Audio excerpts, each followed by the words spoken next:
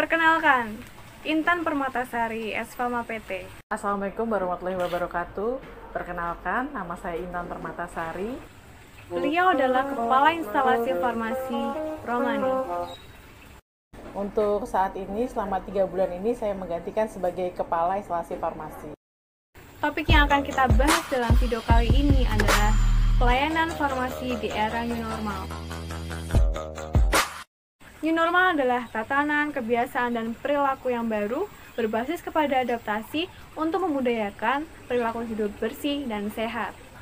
Kalau dilihat dari sejarahnya, semua berawal dari Cina. 31 Desember, WHO melaporkan kasus pneumonia yang tidak diketahui etiologinya di Wuhan. 7 Januari 2020, pemerintah Cina mengumumkan bahwa kasus tersebut berasal dari coronavirus. Peningkatan jumlah kasus cukup pesat sehingga tersebar di seluruh negara termasuk Indonesia.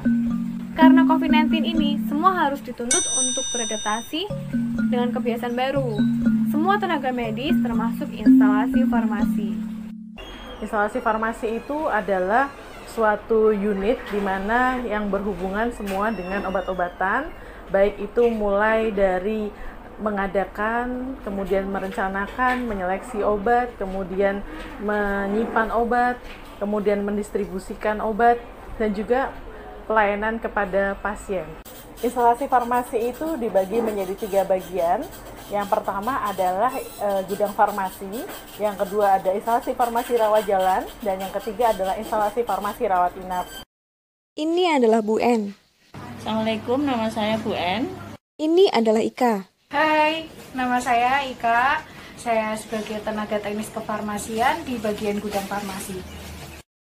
Dan ini adalah Nanda. Assalamualaikum, saya Nanda, TTK Farmasi Rawat Jalan.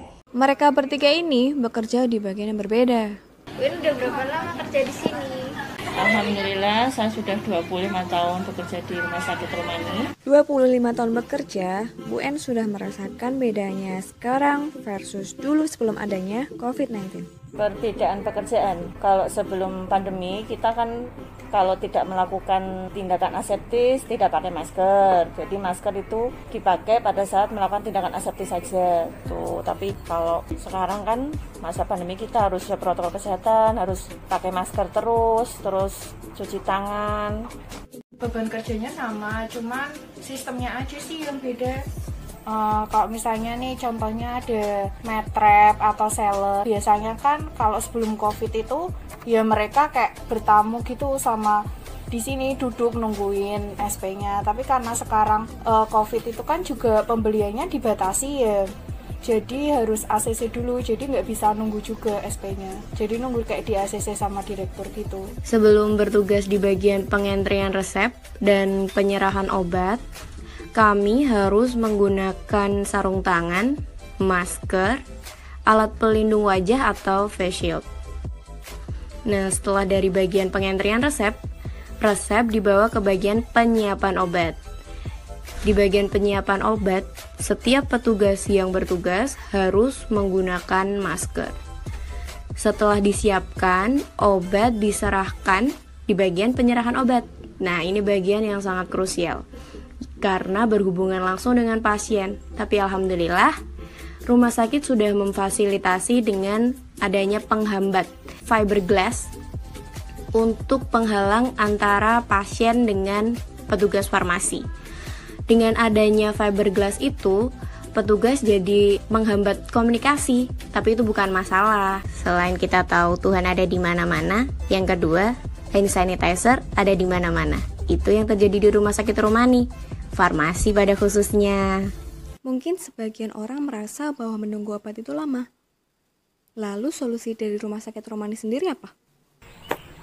Layanan gobat. Jadi layanan gobat ini mempermudah pasien yang tidak akan menunggu lama di sini dan harganya pun terjangkau. Insya Allah obat akan sampai di tempat pasien dengan aman dan waktu yang tepat. Jadi tunggu apa lagi?